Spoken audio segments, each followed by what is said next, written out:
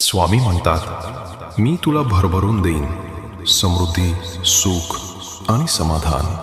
पण जेव्हा माझी कृपा तुझ्यावर वर्षावेल तेव्हा विसरू नको, त्या कृपेचा काही भाग इतरांपर्यंत पोहोचवायचा आहे.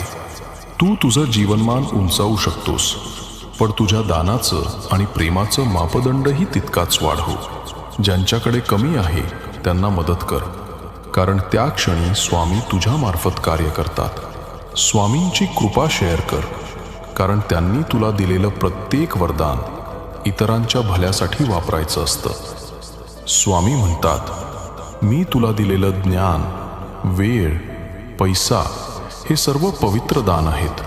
ते योग्य मार्गाने वापर आणि मनापासून परत दे. जोपर्यंत तू मला मनात ठेवशील तोपर्यंत मी नेहमी तुझ्या बाजूला असेन.